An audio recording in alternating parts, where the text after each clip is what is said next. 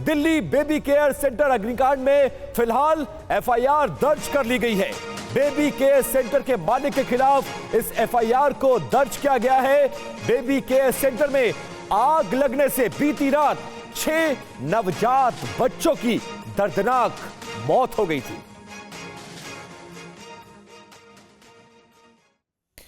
तो देखिए, दिल्ली के विवेक विहार में बेहद ही यह दर्दनाक हादसा हुआ। आग कितनी भयानक थी, आपको हादसे का पूरा वीडियो दिखाते हैं। कैसे हादसा हुआ जरा आप देखिए।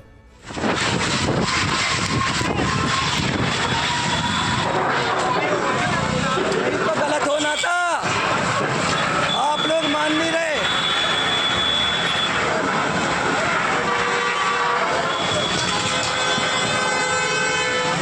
भाई साहब पीछे पीछे जाओ जाओ जाओ। अभी और सिलेंडर है वहाँ, बीसीओ भाई पीछे ले लो।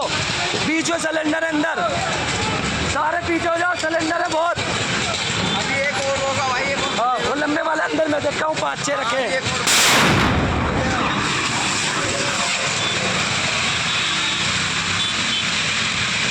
हट जाओ भाई, तारों चढ़ जाओ। निकल लो निकल लो। ये तार भी टूट जाएंगे ऊपर वाले। हाँ बहुत है भाई हट जाओ पीछे भाई, बाइक ले लो अपनी। भाई साहब निकल लो यहाँ से।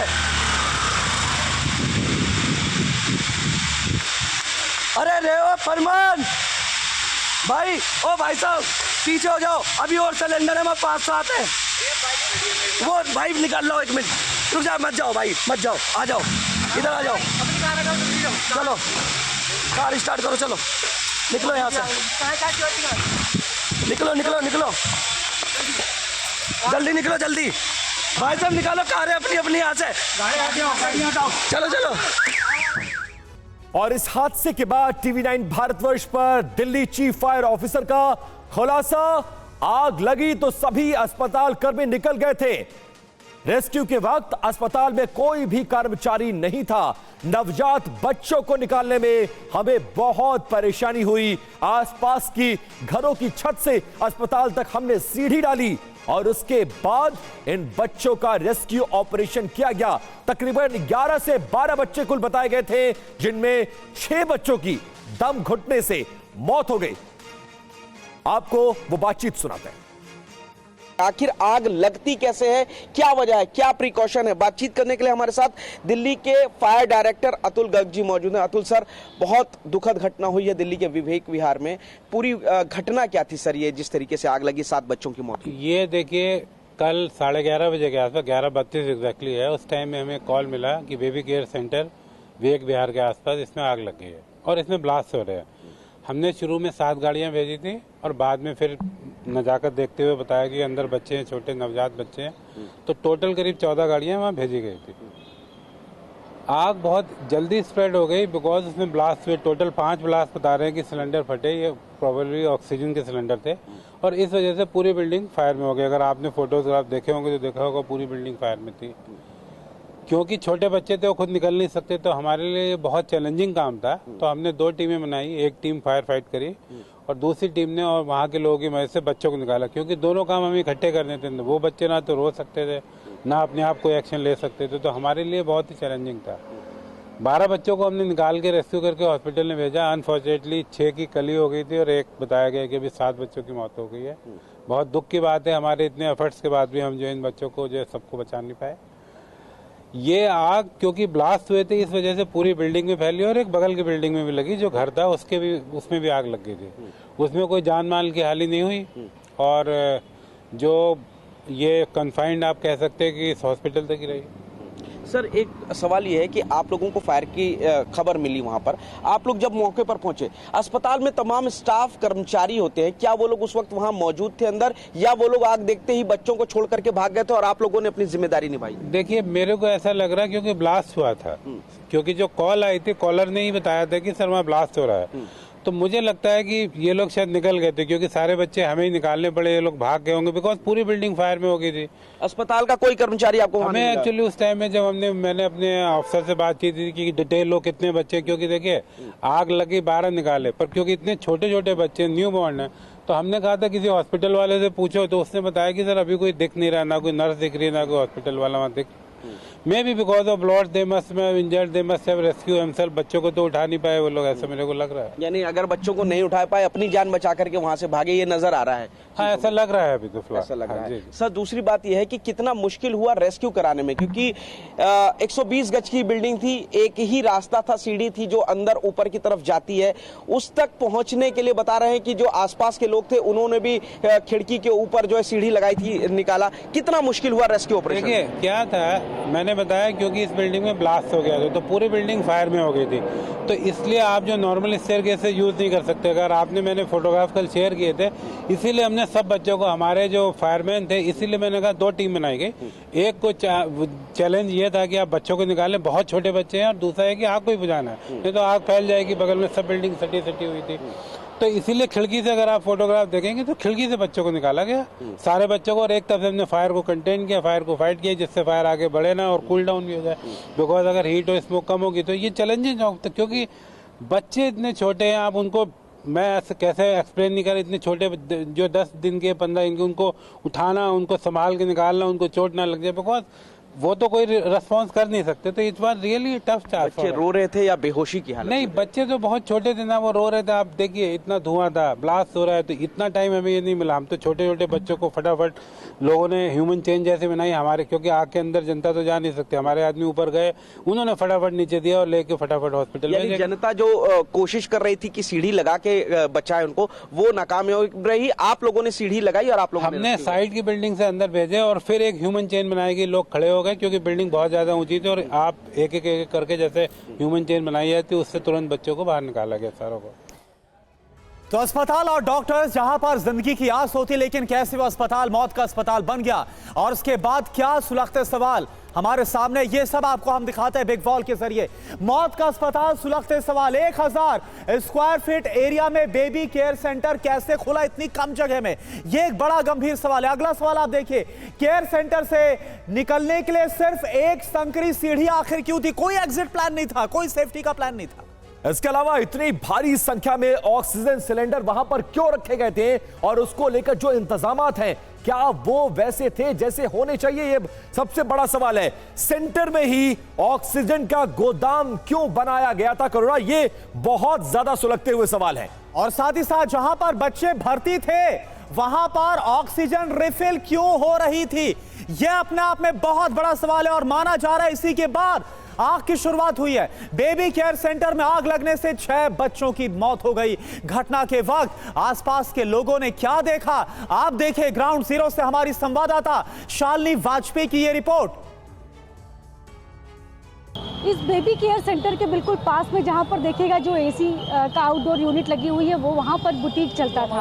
वो बुटीक जो है उसके जो ओनर हमारे साथ है, वो बुटीक आपका था, नाम क्या है? हाँ, मेरी वाइफ का था, मोहिनी बुटीक के नाम से है, वही संभालती थी। हम पीछे ही रहते हैं, सामने ए ब्लॉक में। हमें जब पता लगा ब्लास्ट की आवाज़ आई तो हमने सोचा कि पता नहीं क्या हुआ, हम बालकनी से बाहर आए। फिर दूसरी जब ब्लास्ट की आवाज़ आई तो हम भाग के आए कि यहाँ से आग वहाँ दिख रही थी हमें। तो जब आग के लगते, जब आके देखा तो बहुत ज़बरदस्त आग लगी हुई थी। चारों तरफ थी, उधर भी थी। रात को जब हमने खोल के देखा तो अंदर सब शीशा, सब कपड़ा सब जल चुका था, दरवाजे तक टूट चुके थे, शीशे वैसे सब टूट गए। फिर रात को मैं लॉक करके आ गया। अब वो खोलने नहीं दे रहे हैं, अभी वो कह रहे हैं कि अभी SHO साहब आएंगे तब खोलेंगे। तो आग कैसे लगी कुछ ये पता चला? बराबर में सिलेंडर, इनका बेबी केयर था, सिलेंडर का काम होता था। हम हर बार कहते थे, वो सिलेंडर आते थे उनके, वो सिलेंडर ले जाते थे। कितने बजे डेली आते थे? सुबह जब हम 11-12 बजे थे तब भी सिलेंडर की गाड़ी खड़ी रहती थी, दिन में भी आ जाती थी, रात को भी आती थी। कई बार हमने देखा, हमने उनको बोला भी कि मतलब ऑक्सीजन सिलेंडर आते थे। रात में इतने तेज धमाका था, एक बार तो समझ ही नहीं आया कि हुआ क्या। जब धमाका हुआ तो बच्चे अंदर थे? बच्चे पूरी फैमिली अंदर थी, एक साथ ही थे, तो एक के बाद होते चले गए। एक ये सामने ITI है, यहाँ पे आग, सिलेंडर उड़ के वहाँ गया, वहाँ आग लग गई, समझ ही नहीं आया यहाँ लगी है उधर लगी है। अच्छा, तो दोनों जगह जलने? हाँ, उधर भी बहुत सारी आग थी और इधर तो थी सारे घर में इधर उधर फैल रही थी। फायर ब्रिगेड आई, उसके बाद कंट्रोल हुआ। जब ब्लास्ट हो रहे थे तब भी बच्चे अंदर थे, स्टाफ अंदर था? जब भी अंदर थे, फायर ब्रिगेड कम से कम आई होगी 10-15 मिनट बाद। जब तक बच्चे सारे अंदर थे, उसके आने के बाद उन्होंने निकाले हैं पीछे बैक डोर से। पीछे की तरफ से जाके कोई खिड़की थी, वो तोड़ के निकाले हैं। उनकी फोटो भी है बच्चों की, तो वो सब निकाल के बाहर निकाले। ब्लास्ट के समय बच्चे थे? 100% थे, उसके बाद ही निकले। बच्चे तो ब्लास्ट से मर गए होंगे, इतना तेज धमाका था, हमें समझ नहीं आया, पहली बार सुना इतना तेज धमाका। हमारा हमें पीछे वहाँ पे घर लग रहा था कि क्या कितना ब्लास्ट दूर घर है आपका? यहाँ से 50 मीटर अंदर जाके इतना ब्लास्ट हुआ है कि हमारे घर के शीशे जल गए। कितना बड़ा, कितनी फ्लोर का हॉस्पिटल?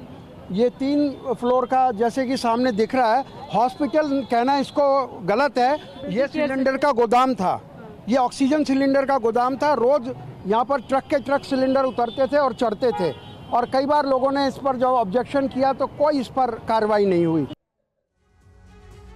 तो दिल्ली के विवेक विहार के इस दर्दनाक अग्निकांड पर ज्यादा जानकारी देने के लिए हमारे 2 संवाददाता इस वक्त हमारे साथ जुड़ चुके हैं। शालिनी वाजपेयी जो कि अग्निकांड पर हमें लाइव अपडेट देंगी, जबकि पुनीत शर्मा हमारे जो संवाददाता है वो अभी तक की इन्वेस्टिगेशन क्या हुई है उस पर एक्सक्लूसिव हमें कुछ जानकारियां देने वाले हैं। पुनीत, सबसे पहला सवाल यही कि आखिरकार 12 घंटे से ज्यादा का वक्त बीत चुका है, आपकी इन्वेस्टिगेशन क्या कहती है? क्यों यह अग्निकांड हुआ, किस परिस्थितियों में हुआ, और पहली गलती किसकी समझ में आ रही है आपको?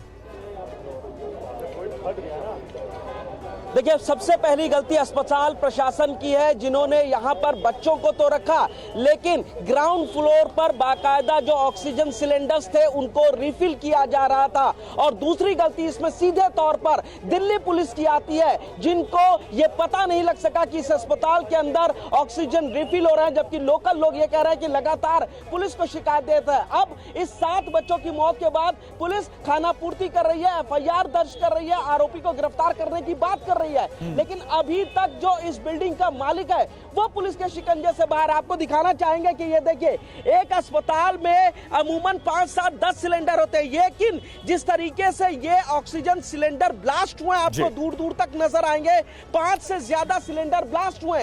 लेकिन इस बिल्डिंग के अंदर कितने ज्यादा अभी सिलेंडर भरे हुए थे आप ये देख सकते हैं। अभी भी यहाँ पर तकरीबन 50 के आसपास जो ऑक्सीजन सिलेंडर है वो पड़े हुए हैं। पता नहीं कि ये भरे हुए हैं या फिर इनको रिफिल करना था, सबसे पहली बात। दूसरी बात जो नेग्लिजेंसी यहां पर आती है वो ये सीढ़ियां, इस बिल्डिंग के फर्स्ट फ्लोर पर, यानी कि जहां पर बच्चे एडमिट किए गए थे वहां पर जाने के लिए ये घुमावदार लोहे की बेहद सकरी सीढ़ियां हैं। ऐसी सीढ़ियों से ऊपर जा करके आग लगने के बाद रेस्क्यू करना मुश्किल होता है। एमसीडी की जिम्मेदारी यहां आती है कि आखिर इस बिल्डिंग का नक्शा कैसे अप्रूव किया गया, इसको फायर की एनओसी क्यों नहीं दी गई। तो कुल मिलाकर जितने भी ये सरकारी तंत्र है जो कि एक बिल्डिंग बनाने, एक अस्पताल बनाने के लिए लागू करने चाहिए थे, और इन सब को आगे एग्जीक्यूट और प्रोसिक्यूट कराने के लिए पुलिस की जिम्मेदारी थी, ये सभी जिम्मेदार हैं इन 7 बच्चों की मौत के। लेकिन सवाल ये उठता है कि आखिर उन परिवार की क्या गलती है जिन्होंने अपने बच्चों को,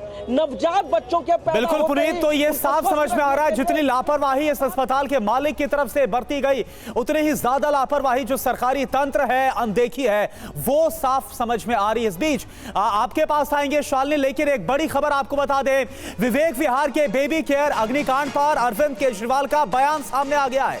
घटना के कारणों की जांच की जा रही है, यह अरविंद केजरीवाल की तरफ से कहा गया है। जो जिम्मेदार होगा उसे बख्शा नहीं जाएगा, अरविंद केजरीवाल का यह बयान।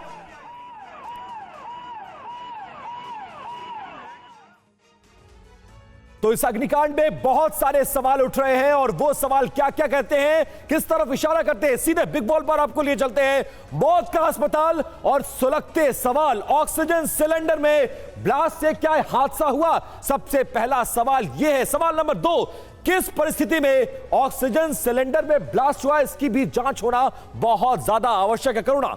और इसके साथ ही सवाल यह कि क्या सिलेंडर की लोडिंग अनलोडिंग के दौरान यह हादसा हुआ, यह भी एक बड़ा सवाल है। शुरुआत कहां से हुई थी, क्या ऑक्सीजन सिलेंडर की रिफिलिंग के दौरान यह हादसा हुआ, ये तमाम सुलगते सवाल है जो आपके सामने हम रख रहे हैं। और सबसे बड़ा सवाल यह कि क्या नियमों के तहत सिलेंडर को उतारा, चढ़ाया या रिफिलिंग किया जा रहा था, क्या नियमों का पालन किया जा रहा था, अस्पताल ने फायर सेफ्टी नॉर्म्स को फॉलो किया था या फिर नहीं किया था। ये वो तमाम ऐसे सवाल हैं जिसके बाद ये सवाल खड़े हो रहे हैं। अगर इन तमाम चीजों को फॉलो किया हो गया होता तो शायद आज वो नवजात बच्चे जिंदा होते और इस तरह की घटना को टाला जा सकता था। और देखिए, जहां पर यह अग्निकांड हुआ विवेक विहार में, वहां से शालिनी वाजपेयी भी हमारे साथ जुड़ी हुई, उनके साथ कुछ लोग भी मौजूद हैं। शालिनी, जरा आप उन लोगों से बात करिए, क्या देखा, कहां से शुरुआत हुई, क्या हुआ था, यह जरा पता लगाइए। और साथ साथ यह भी आप बता दीजिए कि वो बच्चे जिनको रेस्क्यू कर लिया गया उनकी कैसी हालत है, उस बारे में कुछ पता चल पा रहा है क्या?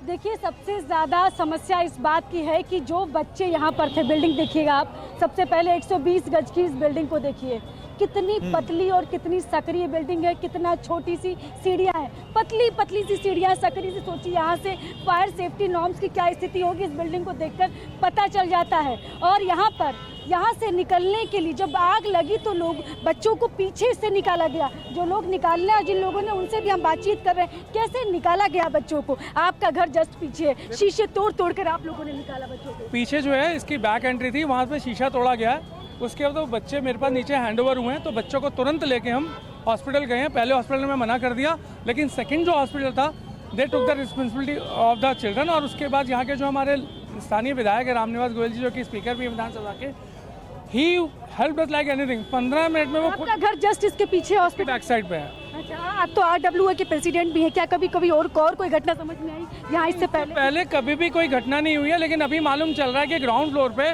ऑक्सीजन रिफिलिंग का काम होता है, विच इज़ रियली शेमफुल। और अगर सरकार की आंखों के नीचे ये काम हो रहा था तो एक्शन क्यों नहीं पहले हुआ। और जब भी ये कोई बिल्डिंग देते हैं ऐसे डे केयर सेंटर, जहाँ पे समझ लो कि देश के फ्यूचर, देखो डे केयर सेंटर का मतलब हो जो बच्चा प्रॉब्लम है उसको, प्रीमेच्योर बेबीज को रखा जाता है, और वहाँ पे एग्जिट और एंट्री पॉइंट पे निकलने की भी जगह नहीं। वो तो नर्सेज का भला हो, शीशा तोड़ा उन्होंने और स्थानीय निवासियों ने बच्चों को पकड़ा, और किसी तरह से हम लोग पूरी टीम के साथ, रजनी जी वगैरह सभी हम लेके उनको हॉस्पिटल में पहुंचे, और 5 में से 4 बच्चे सेव हैं। लेकिन अब जब दोबारा राउंड के लिए आए तो 6 बच्चे मृत थे। तो अभी कुछ मिल पा रही, कोई जानकारी, क्या स्थिति अभी बच्चों? देखो, जो 5 बच्चे हम लेके गए थे उनमें से 1 बच्चे की डेथ हो चुकी है, लेकिन 4 बच्चे सकुशल हैं, और मैं ईश्वर से प्रार्थना करता हूँ विद द ब्लेसिंग ऑल की वो ठीक रहें। और ताकि आपने निकाला बच्चों को तब कैसी हालत थी उनकी? देखो, उनको जो बच्चे ऑलरेडी ऑक्सीजन पे चलते हों तो उनको आप समझ सकते हैं, उनको एकदम कृत्रिम ऑक्सीजन दोबारा चाहिए। गैप पड़ गया था 20-25 मिनट का, लेकिन लकीली 1 बच्चे की हालत खराब होने के बाद बाकी 4 बच्चे बिल्कुल ठीक थे।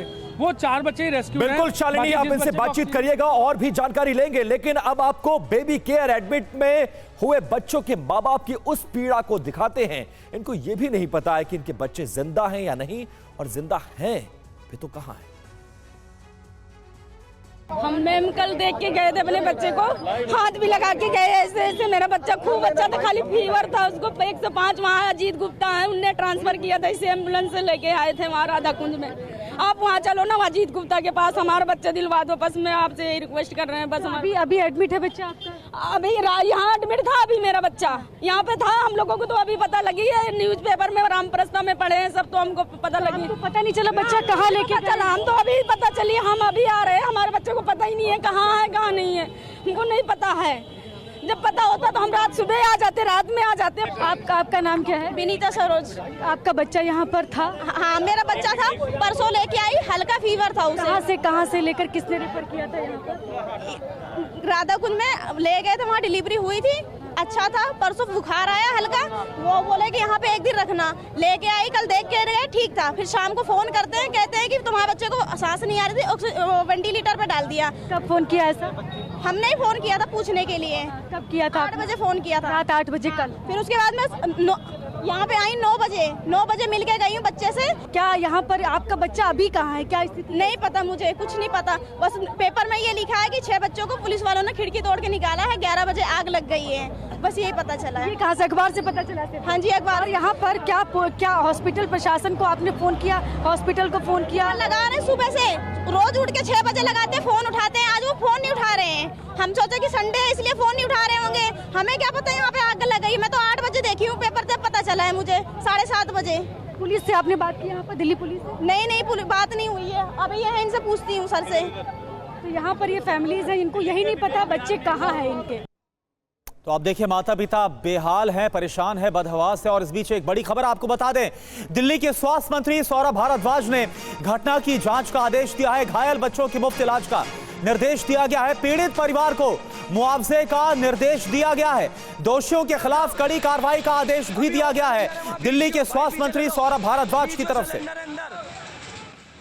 मगर हम ये कहना चाहते हैं कि हम उन परिवारों के साथ खड़े हैं और इसके अंदर दोषियों के ऊपर ऐसी कार्रवाई करेंगे कि आगे से इस तरीके की घटना करने से पहले, नेग्लिजेंस करने से पहले 1000 बार वो आदमी, वो अफसर सोचेगा।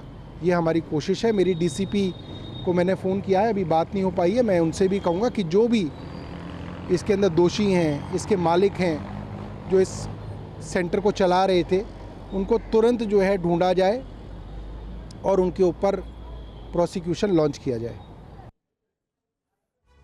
और आइए अब आपको आगे पूरी घटना के बारे में तफसील से बताते हैं कि दरअसल ये पूरी घटना कब हुई, कैसे हुई और क्या कुछ हुआ। दिल्ली के बेबी केयर सेंटर में आग, तेजी से फैली आग ने 2 आसपास की इमारतों को भी अपनी जद में ले लिया। आग इतनी भयंकर भयावह थी, मौके पर आग बुझाने वाली, उसके बाद कंप्लेंट की गई, 9 गाड़ियां फायर ब्रिगेड की पहुंची और उन्होंने जैसे तैसे आग पर काबू पाया। और देखिए विपिन, हम दिखा भी रहे आपके पीछे वो वीडियो, कैसे एक के बाद एक धमाके हुए हैं, कैसे आग का गोला बन गई पूरी इमारत। हादसे में 6 बच्चों की मौत हो गई है, 6 बच्चों को रेस्क्यू किया गया और जानकारी यह है कि कड़ी मशक्कत के बाद इस आग पर किसी तरह से 1.5-2 घंटे की मशक्कत लगी और उसके बाद काबू पाया गया। और एक बार फिर से पुनीत का रुख कर लेते हैं। पुनीत, आप वहां मौके पर मौजूद है, आपने फायर ब्रिगेड के अधिकारियों से बातचीत की, इन्वेस्टिगेशन किया है, लेकिन सबसे बड़ा सवाल यह है कि 1000 स्क्वायर फीट के मकान में बेबी डे केयर सेंटर चलाना, उसकी ग्राउंड फ्लोर पर रिफिलिंग सेंटर को चलाना, बार बार इसकी शिकायत करने के बाद भी एक्शन न लेना, क्या उन पुलिसकर्मियों पर भी, दोषी डिपार्टमेंट्स पर भी कार्रवाई करने की तैयारी है जिन्होंने अपनी जिम्मेदारी को नहीं निभाया? और शायद उन्होंने अपनी अगर जिम्मेदारी निभाई होती तो यह हादसा नहीं होता।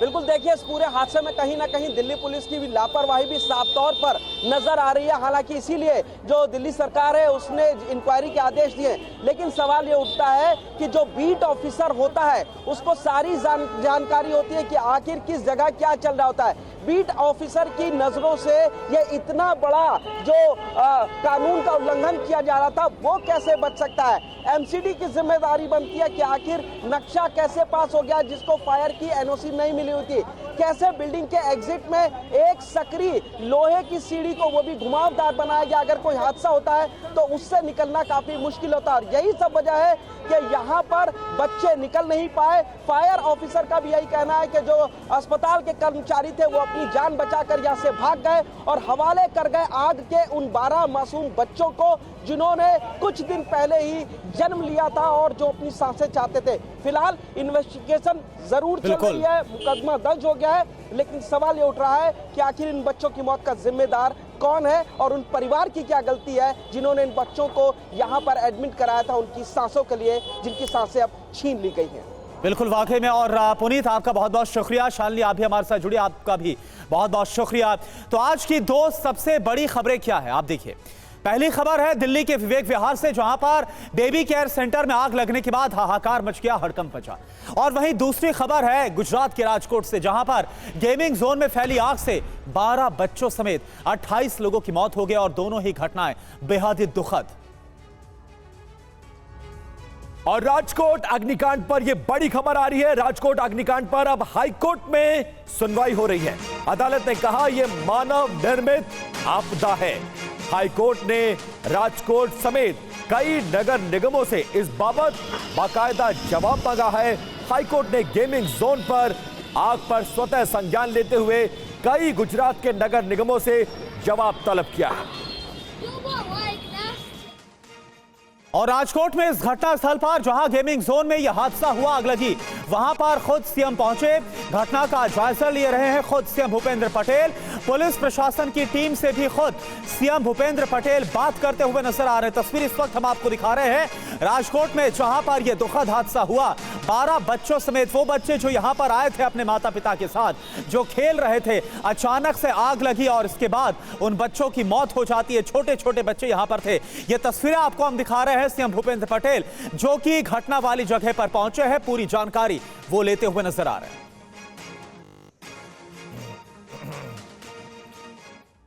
और राजकोट हादसे के बाद अब आपको हम 3 तस्वीरें इस हादसे की दिखाने जा रहे हैं, कैसे यह आग विध्वंसक हो गई और देखते ही देखते पूरे गेमिंग जोन स्ट्रक्चर को अपनी जद में ले लिया। पहली तस्वीर देखिए, पूरा गेमिंग जोन स्ट्रक्चर धू धू कर जल रहा है। दूसरी तस्वीर पर नजर डालिए, इसे देखकर लगता नहीं कि कुछ भी बचा होगा। तीसरी और आखिरी तस्वीर को बहुत ध्यान से देखिए, कैसे पूरा गेमिंग जोन जलकर खाक हो गया।